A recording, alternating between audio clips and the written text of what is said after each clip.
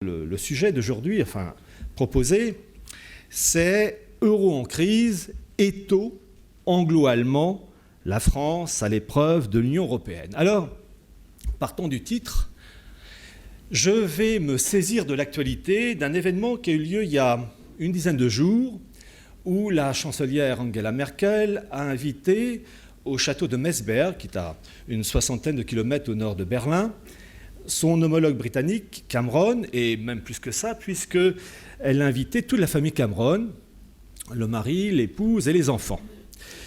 Et ils ont discuté. Déjà, le fait d'inviter la famille révèle un lien particulier. Il paraît que la chancelière est très forte pour faire des pâtisseries, et elle aurait fait quelques tartes, en tout cas, fait profiter à son homologue anglais des spécialités allemandes, et ma foi, face à l'Angleterre, c'est vite gagné. Et à titre personnel, j'aurais aimé qu'ils restent dans le domaine culinaire. Le problème, c'est qu'ils ont parlé de sujets qui nous concernent. Alors, ils ont évoqué le sujet comme l'évasion fiscale, ils ont évoqué aussi, et ça j'en parlerai tout à l'heure, rapidement, le cas de l'Angleterre qui veut se repositionner par rapport à l'Union européenne, officiellement peut-être quitter l'Union européenne suite à un référendum que Cameron, Premier ministre anglais, organiserait. Et puis du fameux marché transatlantique qui a été annoncé lors du discours du président Obama, discours sur l'état de l'Union, en février de cette année, et tout le monde est tombé des nues. Un marché transatlantique, mais je croyais que l'Union européenne devait faire contrepoids. Et un bloc euro-atlantique, un G2, comme dit d'ailleurs la Fondation Bertelsmann, ce n'est pas un contrepoids, c'est un bloc politique, un bloc économique, un bloc militaire. Alors, militaire, on l'a déjà avec l'OTAN. Le marché transatlantique n'est finalement qu'un OTAN économique qui se mettra en place, et les discussions officielles vont commencer cette année, au mois de juin d'ailleurs, et officieuses, en fait, elles ont commencé depuis très longtemps. Déjà, le projet de bloc euro-atlantique, évoqué par Cameron et Merkel, il a été préparé en sous-main, déjà évoqué par le président Kennedy en 1962, lors de la fête de l'indépendance américaine, le 4 juillet. Mais en fait, au lendemain de la chute du mur de Berlin, l'Union européenne, la Commission européenne, en liaison avec ses homologues américains, a vraiment posé les jalons pour mettre en place ce fameux marché unique, un bloc pour faire contrepoids à d'autres blocs qui se mettent en place, en particulier la Chine. Alors c'est amusant parce que dans la salle, j'ai vu mes anciens étudiants de l'ESCE, et je les avais enquiquinés à apprendre par cœur des textes, en tout cas les titres des documents, lancés par la Commission européenne pour préparer le bloc euro-atlantique. Et je le rappelle de mémoire, 1990, déclaration transatlantique, 1995, le NTA, qui est le sigle pour Nouvel Agenda transatlantique, 1998, le partenariat économique transatlantique, et 2007, sous l'égide de la présidence allemande, Angela Merkel, le CET, le Conseil économique transatlantique. Donc, ce qu'a fait Obama, ça a été qu'être le porte-parole d'un long travail fait en amont, posant les jalons pour ce bloc euro-atlantique de 500 et quelques millions de consommateurs, parce que ces gens-là voient toujours l'être humain comme un consommateur et un jouisseur. Matérialisme oblige. Ce marché transatlantique, annoncé depuis peu de temps, mais en fait préparé depuis très longtemps, révèle aussi les liens étroits euro-américains. Et je vais vous citer un exemple, parce qu'en une demi-heure, je ne peux pas aller très loin, donc je vais essayer de couvrir les points généraux. Vous avez un institut américain qui s'appelle l'ACUS. L'ACUS, c'est le sigle en anglais pour le Conseil atlantique des États-Unis, qui s'occupe de tout ce qui est politique de défense, stratégie, etc., et qui a été dirigé de 2009 à 2012 par Chuck Hagel. Chuck Hagel, qui est le tout nouveau ministre de la Défense du président Obama. Bon, l'ACUS, site internet, et c'est très intéressant de voir que ce site américain, très lié à la politique de la défense, l'OTAN militaire, de la politique américaine, a en son sein des Européens et pas n'importe qui. Vous avez par exemple au comité directeur de l'ACUS, qui est subdivisé en plusieurs groupes, vous avez Thomas Enders, le patron de ADS. ADS qui est officiellement chargé de contrebalancer Boeing, etc. Eh bien, vous avez le patron de ADS qui fait partie de l'ACUS, comité exécutif. Et puis, vous avez, je vais vous parler du marché transatlantique, c'est un monde d'hommes. Il y a quand même des exceptions. Il y a une femme, une Allemande, qui a joué un très grand rôle, qui s'appelle Erika Mann, qui a été députée socialiste au Parlement européen, mais socialiste socialo-libéral, enfin c'est pareil. Eh bien, cette Erika Mann a joué un très grand rôle pour la préparation du marché transatlantique au sein, entre autres, d'un institut regroupant des multinationales européennes et américaines qui s'appelle le TPN, le réseau politique transatlantique. Eh bien, elle a quitté cet institut pour se retrouver au sein de l'ACUS. Donc, on voit ce fameux entre-là, comme disaient les Allemands, Verflechtung, entre les élites européennes et américaines. Donc, c'est très intéressant de voir ces liens parce que les élites anglo-saxonnes ont toujours voulu l'unité de l'Europe. Et vous avez d'ailleurs un universitaire américain qui s'appelle Joshua Paul, qui a révélé, suite à des documents déclassifiés, que dans les années 50, les États-Unis, l'appareil militaire et puis les services secrets américains soutenaient et payaient des représentants européens, je pense à Joseph Rettinger, côté français Schuman, et aussi le belge Paul-Henri Spaak, les soudoyait pour promouvoir cette idée d'unité européenne. Et ça a été révélé dans un journal anglais qui s'appelle le Daily Telegraph, et je vous donne la référence, c'est le 19 septembre 2000, avec l'intégralité de l'article. Et il faut être honnête, cette information, je ne la connaissais pas, je la dois à François Asselineau, qui le premier a balancé cette information de première main. Et il faut savoir souligner les personnes qui jouent un rôle positif quand il s'agit de balancer des informations contre le système. La crise qui a été évoquée entre autres par Cameron et Angela Merkel, qui touche les pays du Sud, est absolument insoluble, dans ce sens que vous avez un endettement terrible, et puis surtout, et c'est ça le drame de ces gens-là qui voient l'être humain comme une simple machine, vous avez la volonté d'unifier des États européens, des peuples européens qui sont différents. Un Suédois n'est pas un Portugais, qui n'est pas un Grec. Et des mentalités différentes qui doivent vivre sous le même toit, sous les mêmes règles, ça ne marche pas. Et le problème, c'est qu'on veut unifier des contraires. Alors, j'évoquerai tout à l'heure une caractéristique, mais pour le moment, je continue. Il y a un économiste, Jacques Sapir, qui a dressé un état des lieux fort intéressant et qui a prouvé que pour remettre les pays du Sud, Portugal, Espagne, Italie, Grèce, à niveau par rapport à la compétitivité allemande, il faudrait dépenser, je cite les chiffres de Jacques Sapir, environ 257 milliards d'euros par an pendant une période de 8 à 10 ans. Et dans cette affaire, 90% de cette somme serait payée par l'Allemagne. Autant vous dire qu'à Berlin, on se gratte la gorge. Situation intenable, mais nous avons affaire à des idéologues à Francfort, à Bruxelles et au sein des élites anglo-saxonnes qui feront tout pour imposer leur modèle. Ce modèle, qui consiste à mettre un pilier européen unifié, voit en son sein aussi les États qui se fractionnent. Et maintenant, à titre d'information, j'ai mon livre « Minorité et régionalisme » qui vient d'être réimprimé. Il est sorti avant-hier. J'ai pu avoir quelques exemplaires. Lorsque j'ai fait un petit rajout, ce livre-là, je l'ai terminé en 1999 où j'évoquais l'éclatement des États et j'expliquais le pourquoi, le comment, etc. Cette chose en 1999 était impensable. Aujourd'hui, on vous parle du référendum pour l'Écosse le 18 septembre 2014. On vous parle d'un référendum prévu pour la Catalogne courant l'année 2014. Et en Belgique, avec la Flandre, s'il n'y a pas d'élection anticipée d'ici là, normalement en juin 2014, élection en Belgique qui devrait donner un pourcentage fulgurant à la NVA de Bart de Wever, qui est le parti autonomiste indépendantiste flamand. Donc on voit tous ces États qui sont en voie de déliquescence. Et, chose très intéressante, vous avez eu en octobre 2012 le discours de François Hollande lors des États généraux de la démocratie locale, où il a annoncé une volonté de renforcer le pouvoir des régions. Le problème, c'est que le problème des régions, ça consiste à donner des pouvoirs politiques, financiers, administratifs, et ces régions dépendent de moins en moins de l'autorité nationale, mais de plus en plus de l'autorité supranationale. 3 niveaux, Europe, État, région, et comme d'ailleurs le disait très bien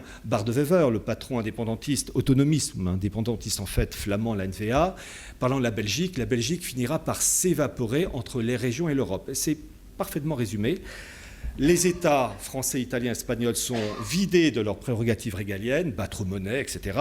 Vous avez les pouvoirs de plus en plus à l'Union européenne, qui, par exemple, contrôle la Commission européenne, qui contrôle les budgets nationaux. Et puis, de l'autre côté, les régions qui ont du pouvoir, et entre les deux, façon casse-noix, les États qui vont se faire écraser. Et dernièrement, vous avez eu le référendum raté en Alsace. Officiellement, c'était donc pour unifier l'Alsace en une seule entité, pour faciliter, pour des raisons administratives, fiscales. Oui, peut-être.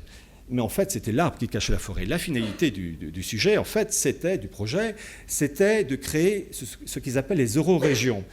Les eurorégions, c'est la réunion de régions de part et d'autre d'une frontière devenue défunte, pour créer des blocs régionaux. Et dans le cas de l'Alsace, l'objectif, et j'ai les documents qui le prouvent, les cartes en tout cas, volonté de créer une eurorégion entre l'Alsace et le Pays de Bade. Et donc, ces deux entités se dégageant de l'autorité nationale, constituant une eurorégion, formeraient un morceau du territoire européen. Les eurorégions sont les départements de l'Union européenne. Car il y a une chose qu'il faut retenir dans ce projet européen. Vous savez, il y a une phrase de Bossuet que j'aime beaucoup qui disait « Dieu se rit des hommes qui déplorent les effets dont il chérit ses causes ». C'est du classicisme à l'état pur. Le problème, c'est que les mots MAUX qu'on condamne actuellement, on n'en voit pas les origines. Et dans cette volonté de partialisation et de création d'entités régionales artificielles, on ne voit pas l'esprit qui est derrière. Vous savez, c'est comme toute personne, on est tous issus d'un milieu familial, et qu'on soit fils d'ouvrier ou fils de prince, eh bien, il y a des différences de mentalité, d'origine sociale, d'éducation, de manière, de comportement. Et ce qui est vrai au niveau des personnes est vrai au niveau des pays, et vous avez une philosophie politique derrière tout ça. Le fait de vouloir casser les États, le fait de vouloir faire disparaître les identités au profit d'entités abstraites comme les eurorégions, eh bien, ça vient d'où l'origine? C'est l'esprit de la Révolution 1789, qui, à l'époque, a détruit les provinces pour substituer à la place des départements, création purement artificielle. Et ça allait même très loin, puisqu'à l'origine, les technocrates de l'époque voulaient créer une France départementale en damier, vraiment comme un jeu d'échecs, ligne droite. Et d'ailleurs, cette carte-là, je l'ai publiée sur un site, le site Boulevard Voltaire, dirigé par Robert Ménard. Bon, document d'origine. Et donc, on voit cet esprit de mettre l'homme dans une case, l'homme purement consommateur, obéissant à des chiffres. Mais l'humain, heureusement, n'obéit pas. L'humain n'est pas un tas de viande. Voilà, pas uniquement en tout cas, et heureusement. Et cet esprit révolutionnaire qui consiste à rendre tout administratif, tout hygiénique, c'est propre à la Révolution française. Et ce principe, on le voit dans le cas de l'Allemagne de Weimar. Au lendemain de la Première Guerre mondiale, vous avez eu la nouvelle constitution allemande de la République de Weimar qui a été faite par un juriste juif allemand qui s'appelait Hugo Preuss. Hugo Preuss avait la haine des Länder. Les Länder, c'est tout ce qui est le propre de l'identité allemande, bavaroise, rhénane, etc. Et son but, c'était de substituer ces Länder en mettant à la place des départements qu'on appelle des Gauen, G-A-U-E-N.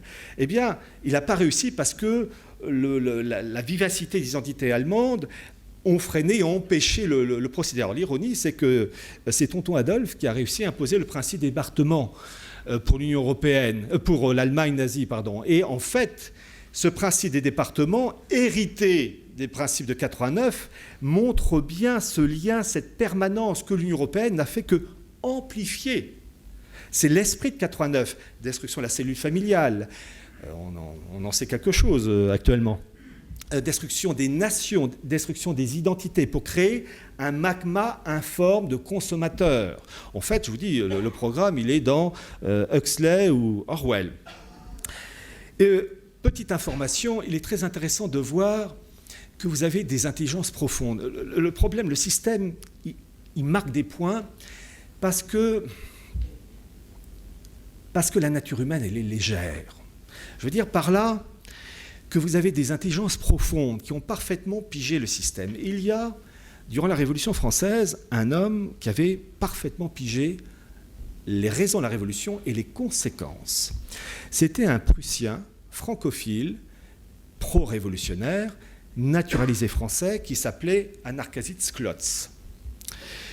Il était guillotiné en 1794, ça il n'avait peut-être pas prévu, parce que c'était quand même un idéologue, mais il n'empêche qu'il avait compris que la Révolution française, anticatholique, le fait de couper la tête du roi, c'est de couper le lien entre le ciel et la terre. Et ça, c'est un principe qui a dû plaire au judaïsme, qui n'aime pas les intermédiaires, ça, sauf le sien.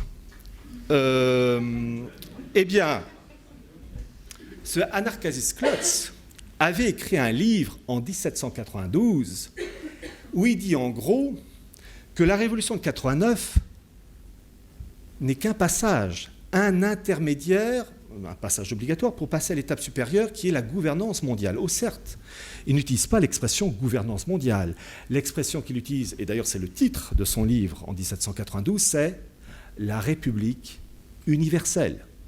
Et donc c'est révélateur de l'esprit d'une poignée de gens à l'esprit profond qui avaient pigé que, avant d'accéder à cet idéal utopique de monde unifié, uniformisé, aseptisé, pire qu'un fromage hollandais, eh bien, il fallait d'abord passer par des étapes.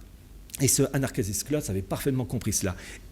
Et nous vivons sur cette inertie révolutionnaire, car les principes de l'Union européenne sont les principes de 89, mais élargis. Je continue. Pour être plus précis, cette construction européenne, qui consiste à détruire les États, il y a un élément clé dans cette histoire, c'est le monde germanique. Le monde allemand, enfin quand je dis le monde allemand, les élites allemandes, évidemment, je ne parle pas du peuple allemand.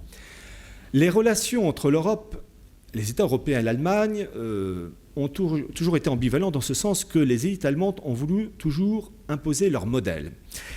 Et pour comprendre la volonté, et on voit bien actuellement avec la politique d'Angela Merkel, d'imposer le modèle germanique, d'austérité, etc., l'Allemagne a un exemple, ou plus exactement une tradition qui lui permet de faire passer, pardonnez-moi l'expression, le suppositoire germanique dans le derrière de l'Europe.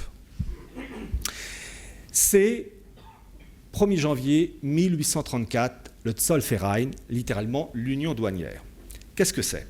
Avant que l'Allemagne soit unifiée en janvier 1871 par Bismarck, vous avez eu une période intermédiaire qui est que la Prusse a peu à peu imposé son modèle politique, économique, administratif, fiscal à l'ensemble des États allemands, Bavière, Duché de Bavière, Royaume de Bavière, Saxe, Hanovre, etc. Et en fait, cette union douanière était un moyen, ce Zollverein, un moyen pour créer un marché intérieur unique permettant aussi l'harmonisation des règles fiscales et économiques. Donc l'Allemagne a déjà un galop d'essai. Elle sait comment ces choses se mettent en place. Et c'est le même principe qui régit actuellement l'Union européenne, dans ce sens que l'Allemagne est, j'allais dire, la Prusse du XIXe siècle, qui impose à la Bavière, à la Saxe, qui s'appelle maintenant la France, l'Italie ou l'Espagne, son modèle. Elle l'impose d'autant plus que on peut critiquer la politique allemande, et je la critique dans ce sens que l'Allemagne, actuellement, sous l'égide du grand patron anglo-américain, parce que l'Allemagne n'est que le sergent-chef. Il y a eu 2 guerres mondiales. Pourquoi ? Parce que tout simplement, Londres et Washington n'acceptaient pas la mainmise germanique sur l'Europe. Londres et Washington n'acceptent la mainmise germanique qu'en déléguant, en léguant d'une certaine manière les pouvoirs à l'Allemagne. Mais l'Allemagne n'est que le second. Et actuellement, pour le moment, l'Allemagne respecte cette hiérarchie. Eh bien, si l'Allemagne impose ses vues, elle l'impose d'autant plus qu'en face, elle a des pays, Portugal, Espagne, Italie, Grèce, qui ont prêté le flanc à la politique allemande. On peut critiquer l'Allemagne, certes, mais ces pays du Sud sont des pays pagailles, La Grèce, il n'y a pas de cadastre pour le logement, les habitations. C'est la porte ouverte. En Corse, non. Oui, c'est le sud. En Grèce, il n'y a pas de cadastre. Alors c'est la porte ouverte à toutes les magouilles. Le problème, c'est que tant que cela restait dans un cadre grec, on s'arrange. Mais la Grèce, membre de l'Union européenne, est régie non plus par des lois grecques, mais des lois germano-anglo-saxonnes rigoureuses. Et là, les combinations, ça ne marche plus. Et là, les Grecs se font latter, comme les Italiens, les Espagnols, les Portugais, et bientôt les Français. Et là, je leur dis, écoutez, on peut critiquer l'Allemagne, certes, mais vous l'avez cherché. Quand on est pagaille, laissez aller.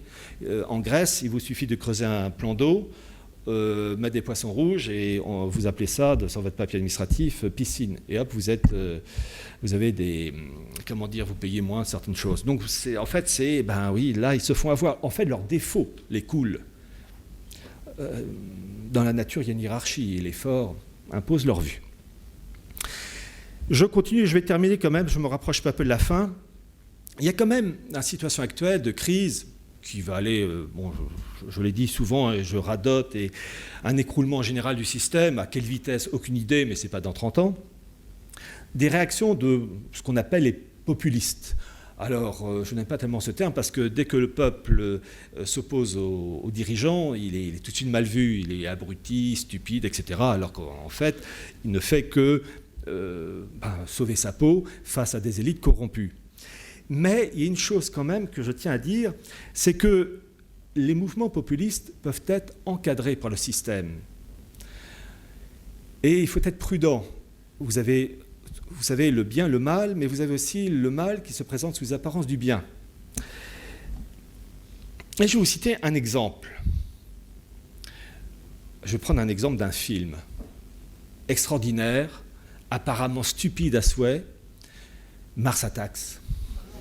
Extraordinaire comme film, de débilité, mais débilité profonde. Car l'histoire, c'est quoi? C'est l'attaque des extraterrestres qui vont, les martiens, qui couinent avec un bruit, et qui vont imposer leur férule sur toute la Terre avec destruction. Bon, comment commence le film? Il commence dans la campagne américaine. Vous avez des Américains qui discutent, des fermiers, et qui disent à un moment donné, mais ça sent le brûlé. Et on est dans l'obscurité, on voit un halo de lumière qui se rapproche, et on voit un troupeau de vaches au dos enflammé, et les pauvres bêtes affolées qui cavalent et galopent devant ces quelques Américains ahuris. Et au loin, on voit la soucoupe volante des Martiens qui s'envolent. C'est elle qui a arrosé en laser les malheureuses bêtes. Et ce film commence comme ça et annonce finalement l'invasion et les destructions. Ceux qui ont fait ce film, apparemment débile, mais d'une profondeur, je l'ai vu plusieurs fois ce film, tellement il me plaît. Ça, Titi Grominet. Vous avez en fait un pied de nez. Dans ce film, c'est une apocalypse qui s'abat sur l'humanité. Et dans la Bible, l'apocalypse est annoncée par l'arrivée de chevaux, les chevaux de feu, qui annoncent l'apocalypse, mais là par dérision. Ce ne sont pas les chevaux de l'apocalypse, ce sont les vaches de l'apocalypse, les meux. Par dérision, ils ont pris des vaches pour annoncer le début de l'apocalypse. Et cet acteur extraordinaire, Jack Nicholson, quand il essaye de pactiser avec les Martiens, il leur dit à un moment donné, et au cinéma j'ai vu la version en VO puis traduite en français, un accord global pour unir leurs forces, une vision planétaire. Et il dit, dans la traduction française, que cette union permettrait la mise en forme d'une ère nouvelle. Et dans la version anglaise, ce n'est pas du tout ère nouvelle. C'est littéralement Golden Dawn, aube dorée. Et aube dorée, vous avez un langage juridique, vous avez un langage en sciences, et bien vous avez aussi un langage dans la maçonnerie luciférienne. Parce que aube dorée, c'est une expression de la maçonnerie luciférienne qui est la victoire de Satan sur Dieu et la mainmise d'un nouveau monde. Ce n'est pas l'effet du hasard. Aussi, lorsqu'on connaît ça, et là je retombe sur mes pieds, la Grèce, vous avez un parti qui défend apparemment les Grecs et les malheureux Grecs qui se font tailler des croupières. Ce parti s'appelle Aube dorée. Quand même curieux comme nom. J'aurais pu s'appeler Soleil couchant. Non, Aube dorée. Donc, je vous demande de vous poser la question, et puis, voyez les sources de financement. On citait tout à l'heure le parti des alternatives qui vient d'être créé de Bernd Lucke. À première vue, moi, j'ai rien contre. Mais réflexe automatique, c'est qui ce Bernd Lucke? Il vient d'où? Ils sont plusieurs milliers adhérents, d'accord. Il vient d'où l'argent? L'argent finance.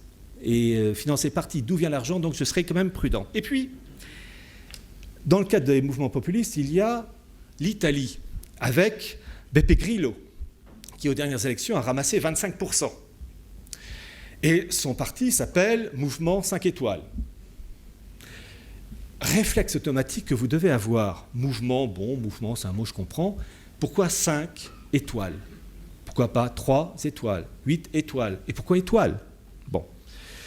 Alors bon, il y a des mauvaises langues qui disent que 5 étoiles, ce serait réminiscence avec les 5 frères Rothschild, fin XVIIIe siècle, les 5 fils de Mayer-Armel-Rothschild.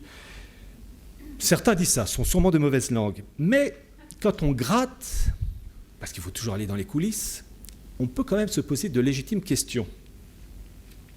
En fait, Beppe Grillo est un fort en gueule, et ce sont souvent ceux qui gueulent le plus qui ne sont pas intéressants. En fait, il faut voir dans les coulisses. Et comme je disais quelquefois à mes étudiants, dans les coulisses, plus ça pue, mieux c'est. Vous avez le bras droit, et en fait, l'âme de ce parti, qui s'appelle, de Beppe Grillo, qui s'appelle Gian Roberto Casaleggio, qui a 58 ans. Et vous avez un journaliste italien qui, en 2010, a fait une étude sur le bonhomme très intéressante. Et ce parti, je rappelle, qui s'oppose aux élites financières, au patronat, à la classe politique, enfin à première vue, qui est vraiment un rebelle, un vrai rebelle. Quand on voit les coulisses, le rebelle prend quand même un sérieux coup, puisque ce Gian Roberto Casaleggio a fondé une société il y a quelques années, je crois que c'est en 2005, qui s'intitule Casaleggio Associati, et qui bénéficie d'actionnaires, dont un qui a un CV extraordinaire. Et pour un rebelle, j'avoue que s'il est rebelle, je ne sais pas quel nom on peut nous donner à nous. Cet actionnaire, au service donc de Gian Roberto Casaleggio, s'appelle Enrico Sassoon. Je vous donne son nom, Sassoon, ça s'écrit S-A-2-S-2-O-N. Sassoon. Bon. Un Italien. Et quand on s'intéresse à cet homme, d'abord son passé, il vient d'où, sa formation? Chose très intéressante, il a fait des études d'économie. Ah, où? À l'université, la plus grande université en matière économique, l'université Bocconi. Et Bocconi a été pendant de très longues années, jusqu'en 2010-2011, dirigé par un certain Mario Monti, qui était le président de la Trilatérale Europe, ex-commissaire européen, enfin bref, le CV. Mais si ça ne s'arrêtait là, ça irait, enfin ça irait, non, ça n'irait pas. On va alourdir le CV. Le Enrico Sassoon, qui donc soutient en arrière-fond le parti Mouvement 5 étoiles, fait partie de l'Institut Aspen Italie, qui est un parti, un institut qui a été créé, par exemple, dans le cas de la France en 1983 par Raymond Barre, qui était membre de la Trilatérale aussi. Le Enrico Sassoon est membre de la Chambre de commerce américaine d'Italie. Vous faites American Chamber of Commerce Italie et vous aurez les photos et les noms. Donc déjà, je vais dire, rebelle au système, bon.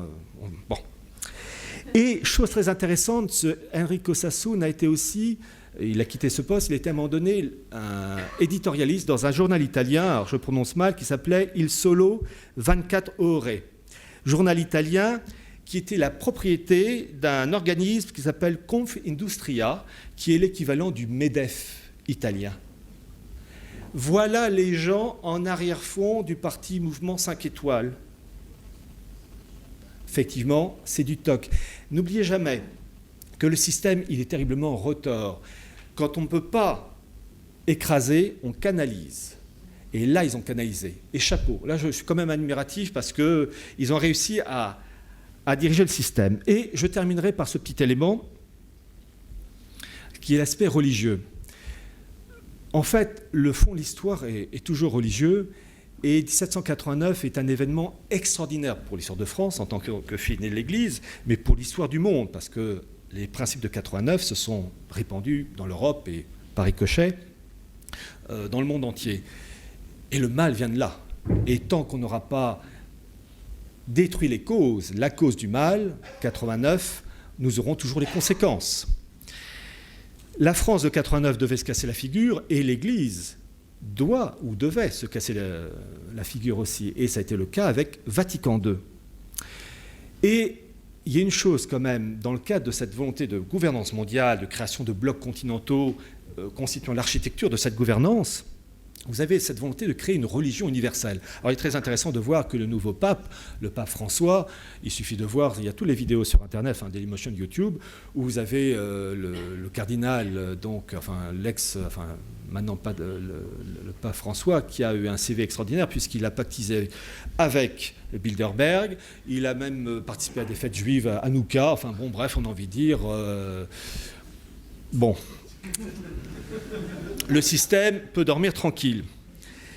Mais dans cette volonté de créer cette gouvernance mondiale, il faut impérativement une religion universelle. Et vous avez, depuis les années 2000, création au Kazakhstan, à Astana, d'une très grande pyramide, toujours une pyramide, c'est jamais cubique, c'est une pyramide qui réunit toutes les religions de la terre, musulmanes, juives, chrétiennes, avec toutes les subdivisions. Et vous avez un représentant du Vatican auprès de ce conglomérat, et qui n'est pas n'importe qui est le cardinal Jean-Louis Torrent. Vous le connaissez tous, c'est lui qui, parce qu'il a maladie de Parkinson, en bougeant la tête, annonçait Habemus Papam pour François. C'est lui qui est représentant du Vatican. D'ailleurs, il est le président du Conseil pontifical pour le dialogue interreligieux. Bon, eh bien, c'est très intéressant de voir l'Église entièrement engagée dans cette volonté de créer une religion universelle, au Kazakhstan, dans cette pyramide, et le nom de la ville en question, il faut quand même, ils ont de l'humour ces gens-là, puisque ce lieu s'appelle Astana,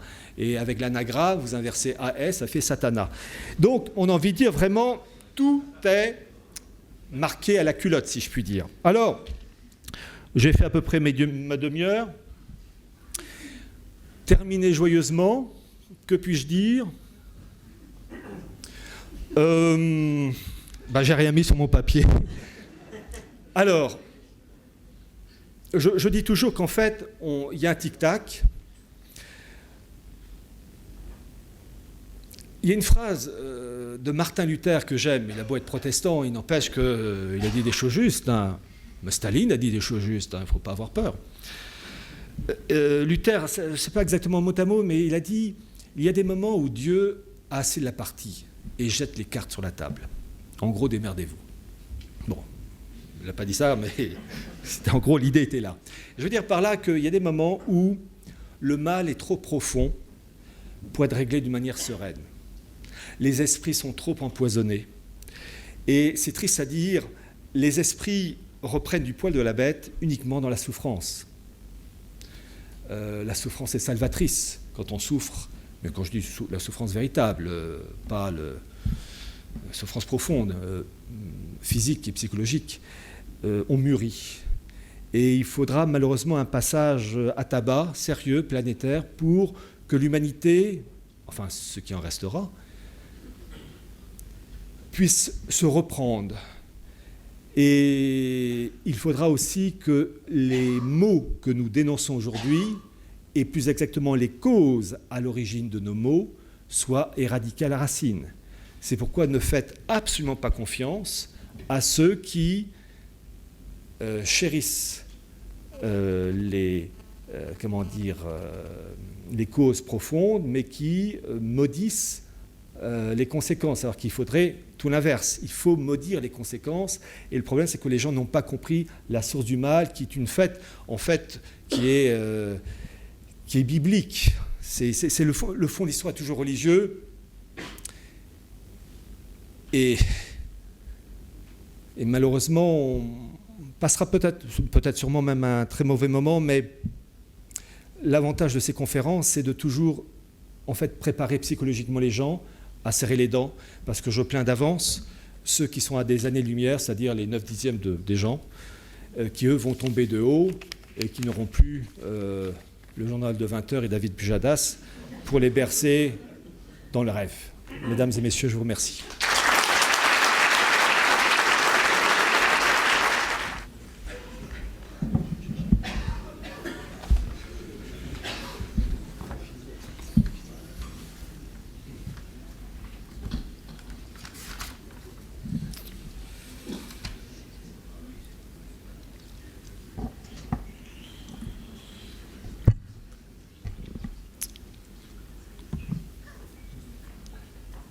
Je suis d'accord avec pas mal de choses qui ont été dites, mais je dirais autre chose.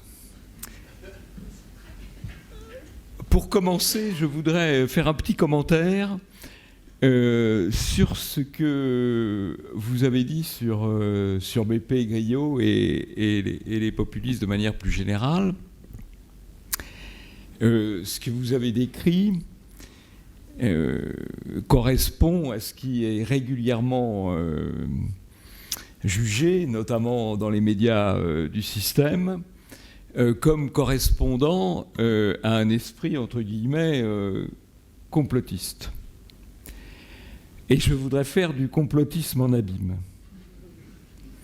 Puisque ce que vous avez décrit sur BP Grillo, et notamment sur l'homme qui a permis la percée de BP Grillo à travers les moyens Internet, en fait, les moyens numériques, a donné lieu à une page complète dans Le Monde, où il disait à peu près ce que vous avez dit sur les liens de cette personne, qui a peut-être ensuite eu la révélation à $100, je ne sais pas, avec le Bilderberg ou le groupe Aspen, etc. Et donc là, très sincèrement, quand j'ai vu cet article-là dans Le Monde, je me suis posé la question du complot en abîme, puisque pourquoi Le Monde publiait cet article qu'il aurait pu juger comme complotiste ailleurs, et cet article qui conduisait, pour ceux qui auraient pu avoir de la sympathie pour BP Grillo, à avoir un minimum d'interrogation. Je referme cette parenthèse et j'en viens à notre sujet. Notre sujet, c'est la France au péril de l'Union européenne. Et j'ai eu une discussion avec notre ami de Marquis au départ, puisque le premier titre était « La France au péril de l'Europe ». Et je crois que si on avait retenu la France au péril de l'Europe, on serait tombé dans le travers de la novlangue. Car ce qui est systématiquement utilisé par les médias dominants et les gouvernants dominants, c'est le mot « Europe » pour désigner l'Union européenne. Or, ce sont deux choses tout à fait différentes. L'Europe, c'est un continent, c'est une histoire, c'est une civilisation millénaire à laquelle nous appartenons, puisque nous sommes des Européens d'expression française. C'est-à-dire que nous sommes de culture européenne et que nous pensons en français, mais nous sommes européens. Et toute l'astuce du système a donc été d'utiliser un mot quand même positif, historiquement, culturellement, comme celui de l'Europe, pour désigner une institution, des institutions, l'Union européenne, qui est une machinerie bureaucratique au service d'intérêts tout à fait étrangers à l'Europe en général et aux nations particulières qui la composent. Je ne crois pas que le danger vienne particulièrement de l'Allemagne en tant que nation. Je signale au passage, pour faire un petit peu de provocation, qu'il y a actuellement au musée du Louvre une très belle exposition de l'Allemagne, qui donne d'ailleurs qui donne des peintures depuis le début du XIXe siècle jusqu'en 1919, et qui donne une très belle image finalement de la culture allemande, de la culture picturale allemande, qui renvoie à des choses tout à fait fondamentales, qui sont l'héritage de l'Antiquité grecque, l'héritage de l'Europe médiévale, et puis le lien avec la nature tel qu'il peut être traduit dans les tableaux de Gaspard Friedrich ou autres. Et on voit d'ailleurs qu'en 1919 c'est fini, puisqu'on arrive dans un art totalement déstructuré, déraciné. On voit la rupture, qui est une rupture de civilisation, qui touche l'Allemagne, mais qui a touché aussi d'autres pays à cette période-là.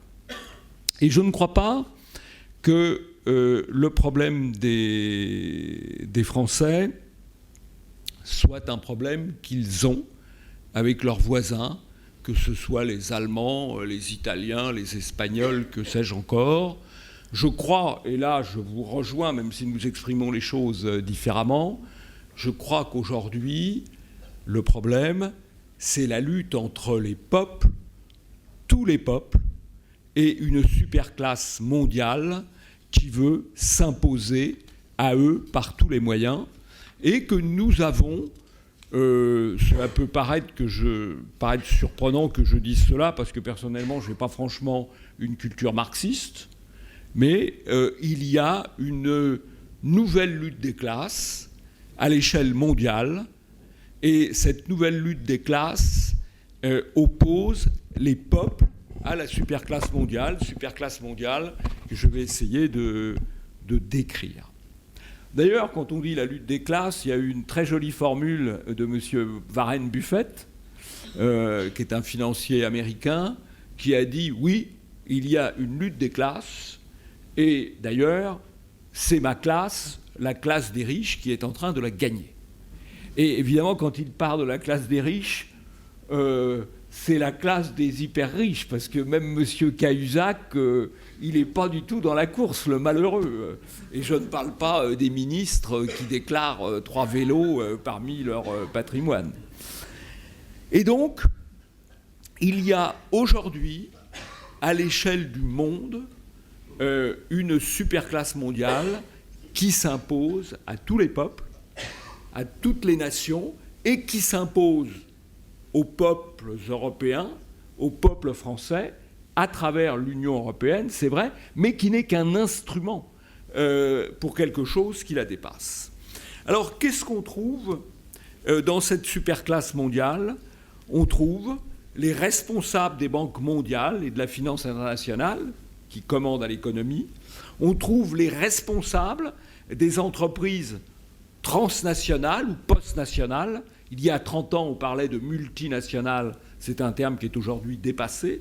Ce sont des entreprises transnationales ou post-nationales. On trouve les participants aux forums mondiaux ou régionaux, G7, G20, Davos, et j'en passe. On trouve les responsables des fondations et des ONG qui concurrencent les États en pratiquant l'ingérence et qui sont eux-mêmes financés par les entreprises transnationales. Et on trouve, bien évidemment, on trouve les autorités morales, c'est-à-dire les réseaux d'influence, les clubs qui donnent les bonnes idées, celles à laquelle il faut se rallier. On trouve les responsables des partis institutionnels. On trouve aussi les dirigeants des principales centrales syndicales. Vous pouvez voir que M. Chérec, ancien patron de la CFDT, a été porté à la tête de la fondation Terra Nova, proche du Parti socialiste, fondation dont l'objectif est de remplacer dans l'électorat socialiste les classes populaires françaises par les populations immigrées d'un côté, les bobos urbanisés, mondialisés de l'autre, ce qui a permis d'élire M. François Hollande. Ça ne lui permettra peut-être pas de durer très longtemps, mais enfin, ça lui a permis d'être élu. Et puis, derrière tout ça, il y a un organe, il y a des organes qui permettent de faire passer le message à tous et de faire que tous tiennent le message, ce sont les médias mondiaux, c'est-à-dire ceux qui produisent des signes et du sens, qui imposent l'idéologie dominante, qui ensuite s'impose à tous, en particulier aux hommes politiques. Eh bien, les médias mondiaux sont contrôlés par ces forces-là. Et si vous regardez les médias français, c'est tout à fait éclairant, puisque les médias français sont contrôlés par les banques et l'assurance d'un côté, le monde du luxe de l'autre. Et le luxe a évidemment un intérêt majeur à la mondialisation, puisque le luxe vit des très riches ou des très très riches. C'est ça qui intéresse des gens de luxe. Alors si vous regardez les médias français, vous y reverrez une parfaite représentation de cette superclasse mondiale. Si vous regardez Libération, propriétaire, Rothschild. Et ce qui est assez drôle, c'est que les types de Libération trouvent ça très bien. C'est quand même ça, extraordinaire, quoi. Le Monde, propriétaire, Pigasse, Banque Lazare. J'ai un jour pris un verre avec un type du Monde et je lui ai dit je suis ravi de prendre un verre avec un représentant de la Banque Lazare. Et alors, un garçon tout à fait d'extrême gauche par ailleurs. Hein, bon.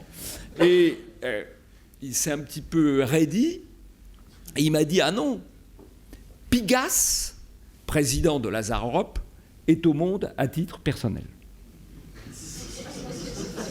Ce gars-là a tout de même un certain sens de la dialectique. Alors vous me direz, au Monde, il n'y a pas que Pigasse, il y a aussi Berger.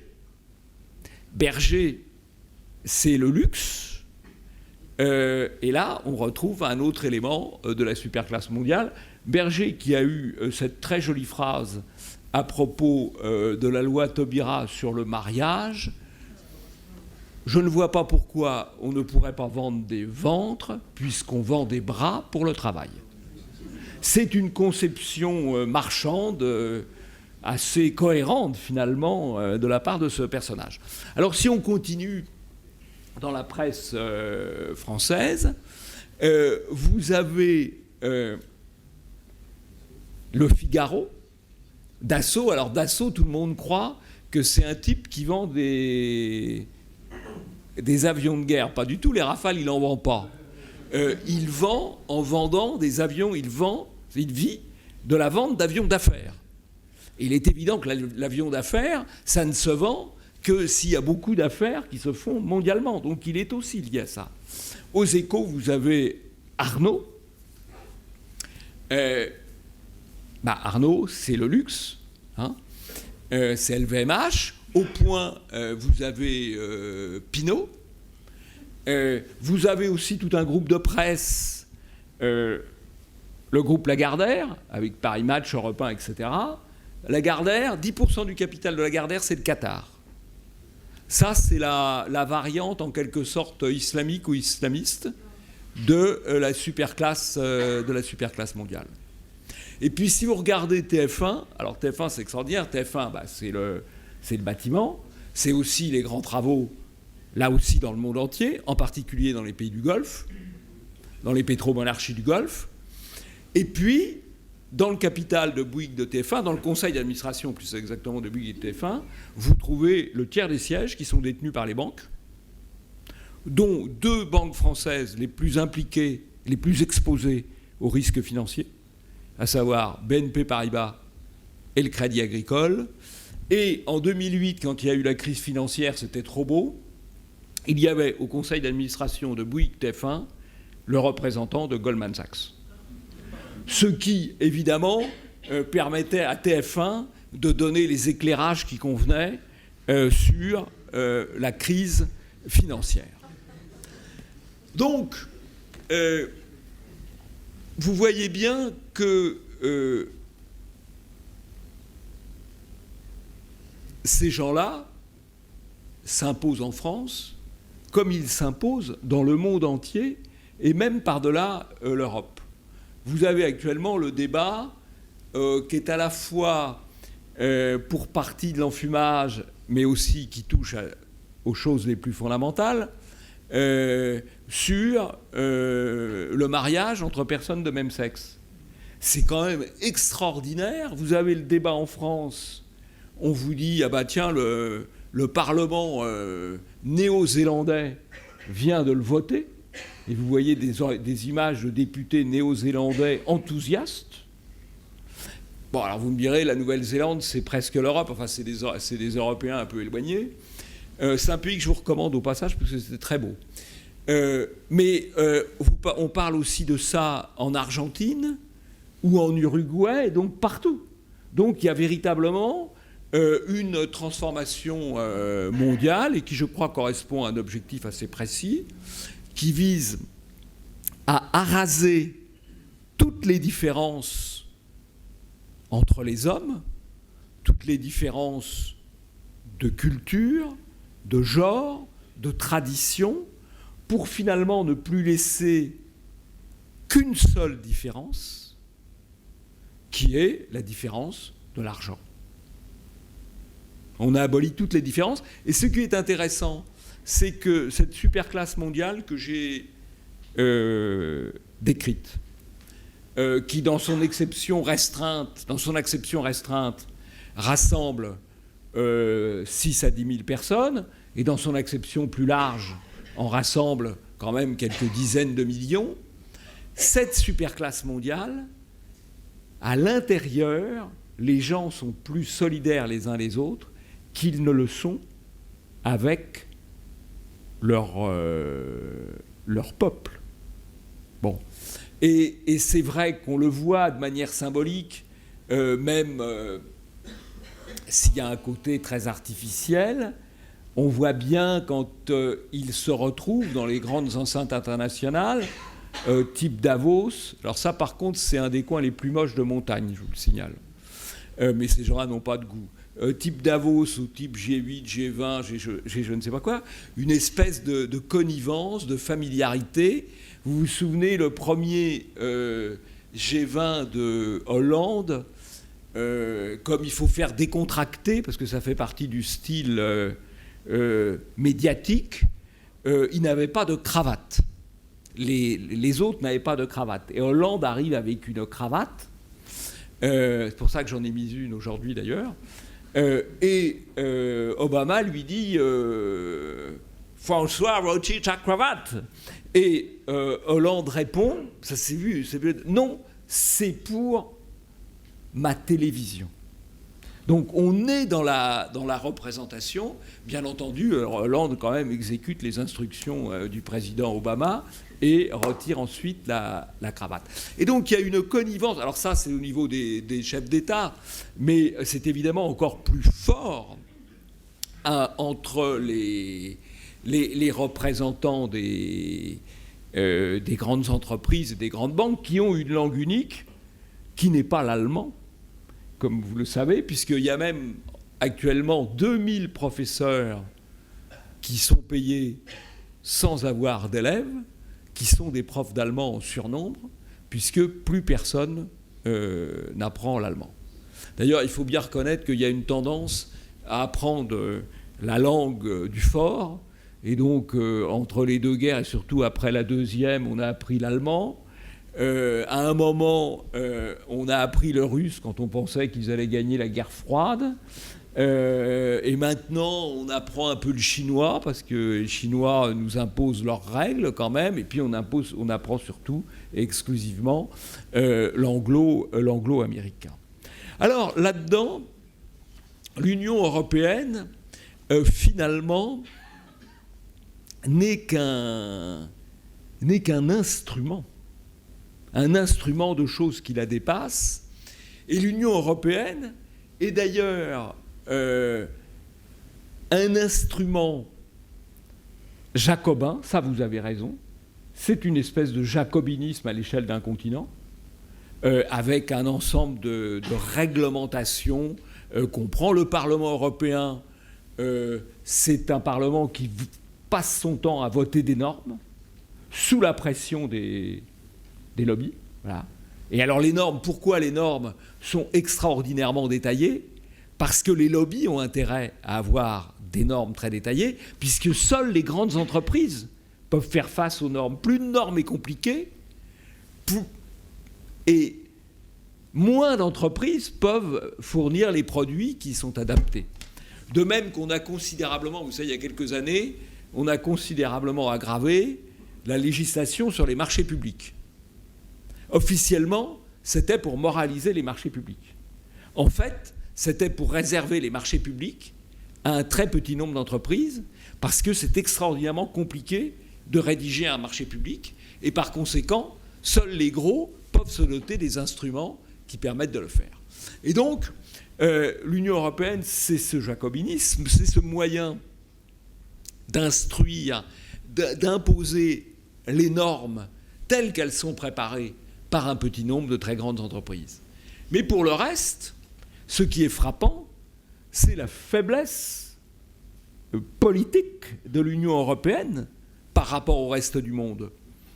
L'Europe a accepté, l'Union européenne, pardon, moi aussi je fais de la novlangue, je me prends au piège, l'Europe a accepté les pratiques déloyales de ses principaux concurrents.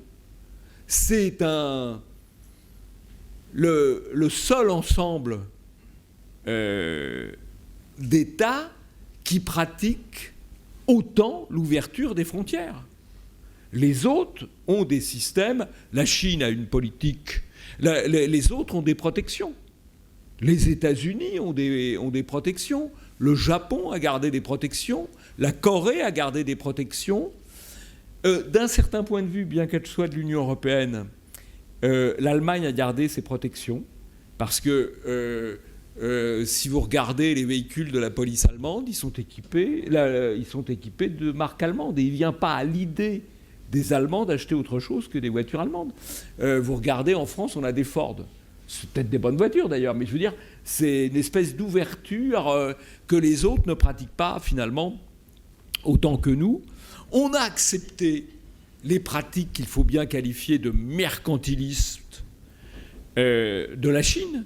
Pratiques mercantilistes, puisque d'un côté, il y a le dumping, il y a le yuan faible, et on nous impose des transferts de technologie. C'est-à-dire qu'on peut leur vendre des TGV s'ils peuvent les copier, et des Airbus s'ils peuvent les copier. Donc, je ne sais pas si ici je peux davantage qu'à Radio Courtoisie employer l'expression one-shot, mais enfin c'est exactement ça. On a aussi accepté le dumping social et environnemental de l'ensemble des partenaires économiques qu'on peut avoir dans les pays émergents, que ce soit en Asie ou en Asie du Sud ou en Amérique latine, et on a accepté les pratiques prédatrices de la finance anglo-saxonne.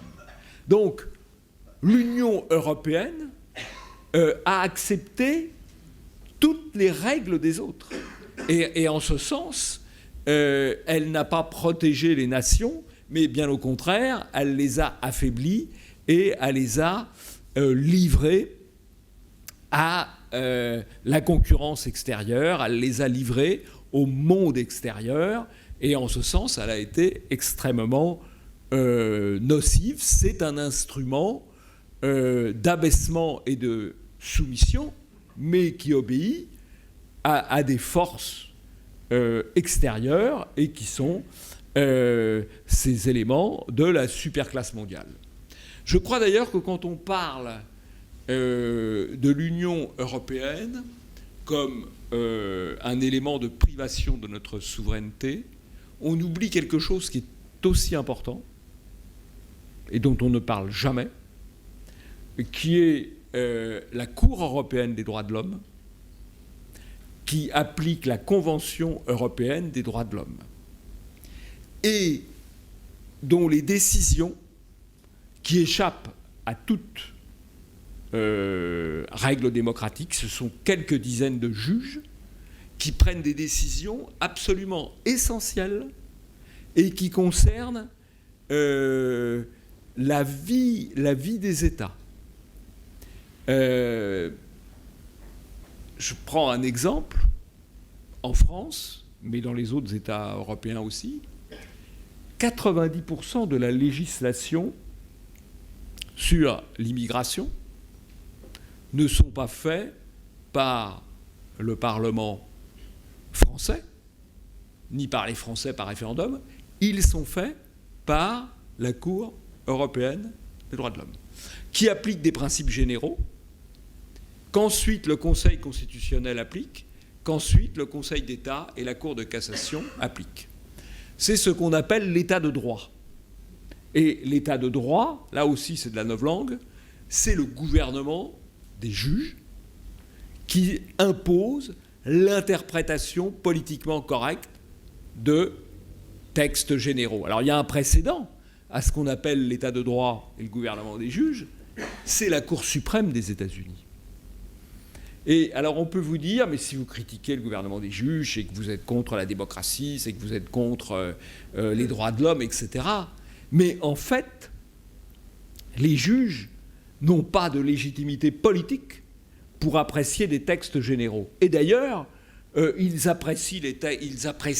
portent des jugements sur les textes généraux de manière totalement arbitraire et liée à l'ère du temps.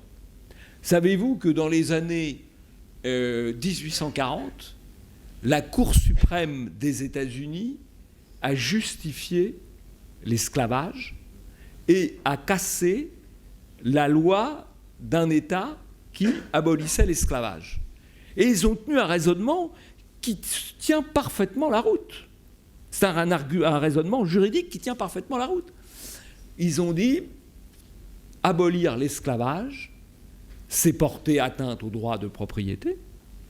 Le droit de propriété est inscrit dans la Constitution, et donc on ne peut pas abolir le droit de propriété. Eh bien, les mêmes aujourd'hui vont dire vous n'avez pas le droit de renvoyer tel ou tel clandestin parce que c'est contraire à sa vie en famille. Vous n'avez pas le droit, vous devez reloger un Rom lui aussi clandestin parce qu'il a un droit au logement. C'est l'interprétation politiquement correcte d'un texte tout à fait général que vous pourriez interpréter autrement. Je dois dire personnellement que si j'étais juge européen, ce qui me paraît une hypothèse peu probable, j'interpréterais d'une certaine manière les textes sur la liberté d'expression, ce qui permettrait de bazarder la loi Pleven, la loi Guesso, la loi Taubira, la loi Perben et quelques autres.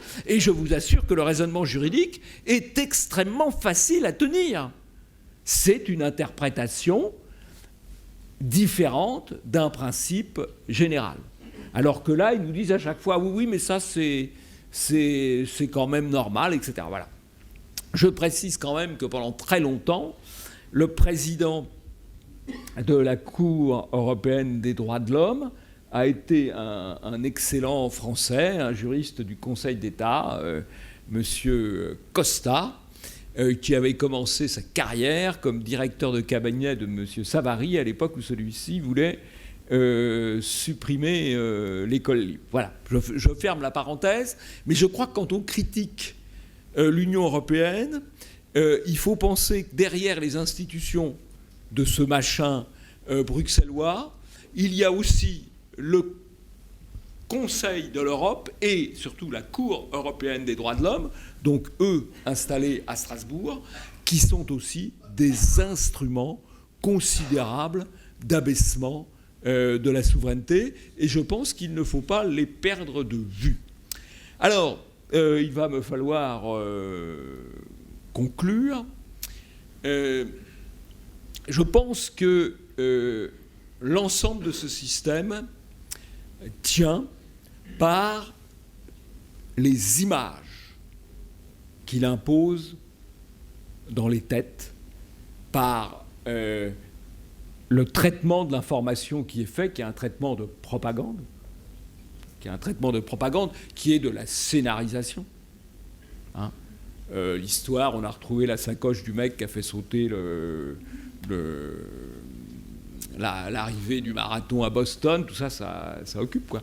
Donc il y a du divertissement, il y a de la désinformation, il y a du bobard. Alors là, du bobard, Il y en a vraiment à foison.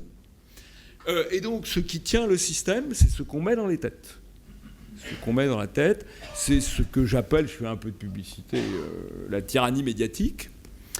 Et je crois que ce qui peut nous rendre optimistes,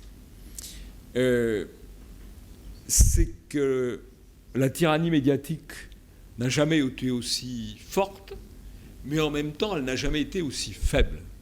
Elle n'a jamais été aussi forte parce qu'elle est de plus en plus sectaire, mais elle n'a jamais été aussi faible parce qu'elle est contournée totalement par Internet, par les réseaux sociaux, qui permettent, je pense que si vous êtes là ce soir, c'est comme ça que ça s'est fait, c'est pas parce que ça a été annoncé dans Le Monde, ou alors j'ai mal vu. Et donc, il y a un moyen de réfléchir, de s'informer, de se réunir, indépendamment des moyens dominants, et à un coût quand même extrêmement modeste. Alors je sais bien qu'on attend toujours la menace, on parle toujours de la censure sur Internet, etc.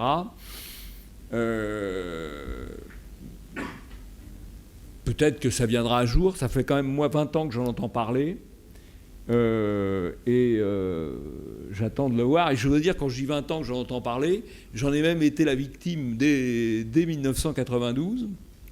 J'étais élu au conseil régional à l'époque, et bon, comme j'avais un groupe assez puissant, on me refusait peu de choses sur le plan matériel. Il y a une chose qu'on m'a refusée, c'est un abonnement Internet.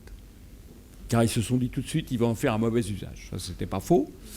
Bon, alors je me suis débrouillé autrement. Et depuis, j'entends parler de la censure sur Internet, etc. Je me souviens aussi, les quelques années que j'ai passées au Parlement européen, le chef du groupe socialiste dans la commission des libertés publiques, parce que c'est de la novlangue, on a une commission des libertés publiques, c'est-à-dire une commission de la répression des libertés publiques, était tout à fait obsédé par la censure sur Internet qu'il justifiait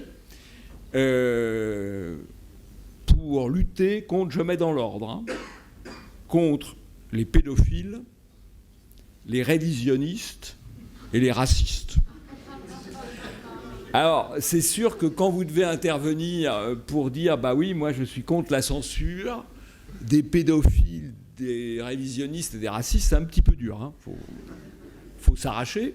Alors, l'épilogue de l'histoire est tout de même assez intéressante parce que 20 ans plus tard, 15 ans plus tard ou 10 ans plus tard, la censure n'est toujours pas là, même si c'est toujours une menace. Par contre, ce charmant garçon qui s'appelait Schutz, alors je l'appelais, ça sera mon seul mot de racisme anti-allemand de la soirée, Papa Schulz. Ce garçon a fait une très belle carrière, quoique très con, ou peut-être parce que très con, puisque après avoir été le chien de garde de la Commission des libertés publiques pour le Parti socialiste, il est devenu président du groupe socialiste au Parlement européen, ce qui est un assez joli poste, et il est maintenant président du Parlement européen, donc c'est parfait. Moi, je sais très bien pour quelle raison il est là, et c'est pas pour son intelligence. C'est pour sa soumission à des forces extérieures, que nous balayerons grâce à notre lucidité, à notre courage et aux nouvelles technologies.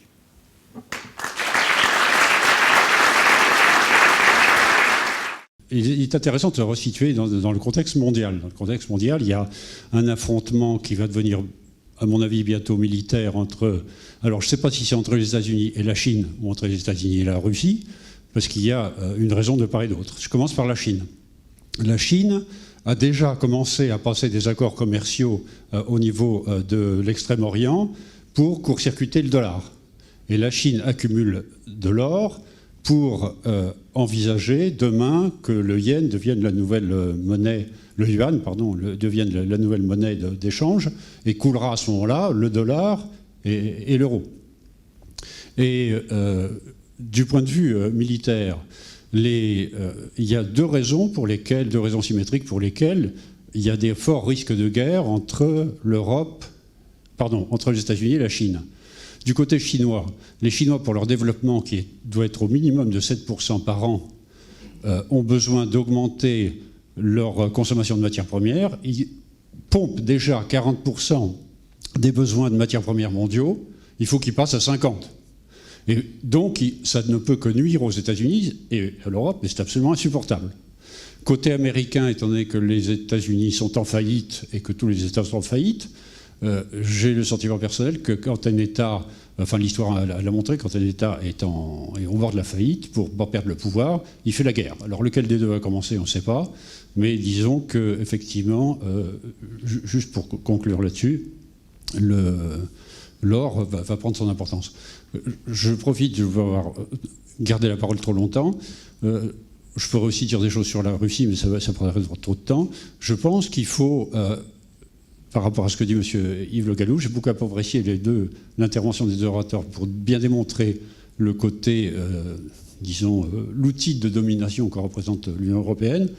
Mais il faut faire quelque chose. Et donc là, je lance un appel à créer un comité national anti-mondialiste pour réunir toutes les organisations qui veulent lutter et pour effectivement être offensif. On est en train de le faire sur le terrain de la famille. On pourrait le faire d'une manière sans doute beaucoup plus puissante sur le terrain de la lutte contre le mondialisme. Merci. Merci beaucoup, monsieur. Merci. Il faut un détonateur. D'abord sur la Russie, un petit moment d'humour. S'il se passait en Russie, ou plus exactement, si la police russe se comportait comme ce qu'on peut voir dans les rues françaises depuis 15 jours, ça ferait la une des télévisions, la une des journaux sur les violences des forces du FSB face à des manifestants pacifiques, des enfants qui reçoivent des gaz lacrymogènes, des mères de famille interpellées, placées en garde à vue, ça ferait la une de tous les journaux. Ceci pour dire que pour donner une idée de la désinformation que nous subissons. C'est-à-dire que le même fait peut être infiniment grossi ou infiniment rétréci. Deuxième élément sur la Russie, et ça c'est assez intéressant, les Russes ont créé le site YouTube. Le troisième pays consommateur de YouTube, derrière la Russie, ce qui est assez normal. Enfin, le premier, la Russie, le deuxième, je ne sais pas, mais je crois que c'est un pays voisin. Le troisième, c'est la France. Pourquoi ? Parce que quand vous êtes censuré sur Dailymotion ou YouTube, vous allez sur YouTube. Ce qui est tout à fait étonnant, en tout cas quand on a encore le souvenir de l'Union soviétique. L'idée, c'est qu'il y a plus de liberté là-bas qu'ici. C'est un petit peu étrange. Alors, si je vais au-delà, je crois que la Russie, qui a sans doute beaucoup de problèmes, beaucoup d'oligarques, mais il y a tout de même la volonté de reconstruire et de défendre un État national avec certains succès de reconstruction sur le plan politique et même de reconstruction sur le plan démographique, puisque la Russie, qui a énormément souffert dans les années qui ont suivi la chute du communisme, est en train de reprendre un horizon démographique à peu près acceptable, en tout cas de redresser la situation.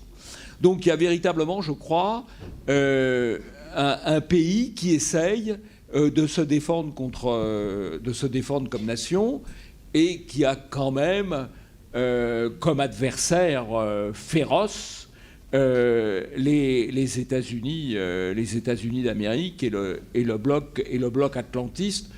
Et l'Europe s'étant un peu alignée alors qu'elle pouvait faire des partenariats tout à fait intéressants avec la Russie. Je pense personnellement que la Russie doit être considérée comme un partenaire intéressant à cultiver, qui aurait des choses intéressantes à faire, notamment en matière d'approvisionnement en gaz ou en matières premières. Et personnellement, je suis partisan d'un enrichissement et d'un élargissement du dialogue européen entre la France et la Russie, et pas du tout anti-russe. Et je serais même partisan que certaines de nos autorités aillent là-bas faire un stage de droits de l'homme, ça ne pourrait pas leur faire de mal.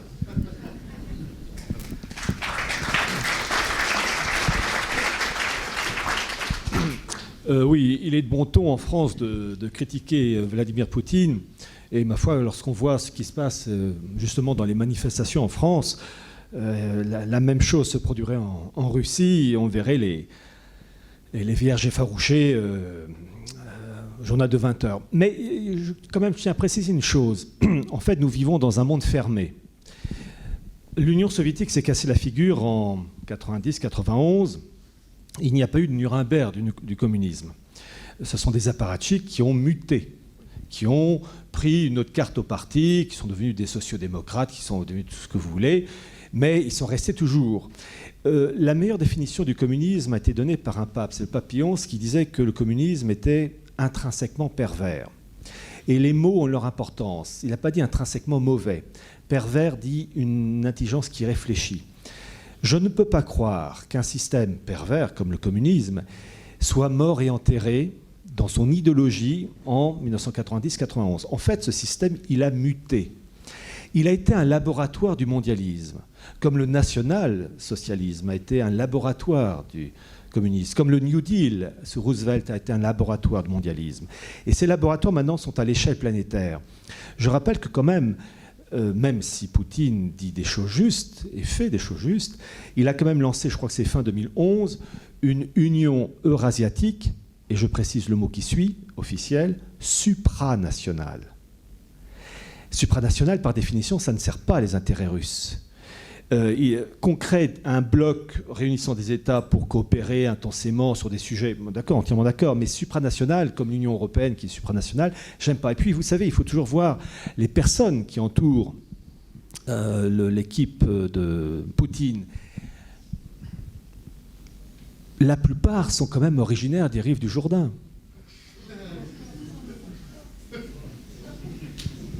Bon. Il faut savoir que dans ce milieu-là, il y a des rivalités. Et donc, le mondialisme, vous savez, il y a deux types de mondialisme. Vous avez le mondialisme unipolaire à la sauce anglo-américaine, puis vous avez le mondialisme multipolaire à la sauce, j'allais dire, des BRIC, enfin des Brésil, Russie, etc. En fait, vous avez au sein d'une même famille des rivalités internes. Mais le fond, en fait, c'est même plus que ça. Cette rivalité est utile, c'est le principe des jambes. Pour que le système avance vers une gouvernance mondiale, il faut des opposants, des réactions. Il a fait ça, donc je vais faire ça. Vous voyez, par exemple, l'attentat à Boston, comme là, du côté au Texas, du côté de Waco, que ça soit, dans le cas du Texas, un accident ou une volonté maléfique de certaines personnes, et pareil pour Boston, une chose est sûre, ces attentats sont utiles, car Obama et ses dirigeants et l'État profond qui est derrière tout ça va pouvoir prendre des mesures qu'il n'aurait jamais pu prendre si ces événements n'existaient pas. Donc il faut un adversaire. L'adversaire conduit à prendre des mesures qu'on ne pourrait pas prendre si l'adversaire n'existait pas. Merci l'adversaire. Et donc les Anglo-Américains ont besoin d'un adversaire solide.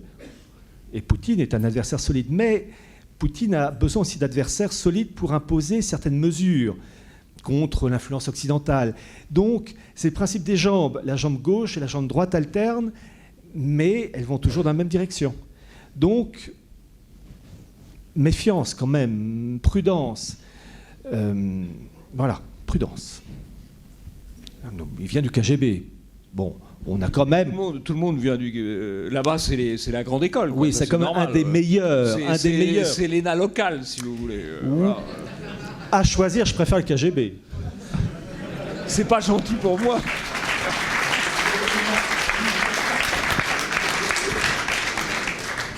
Bonjour.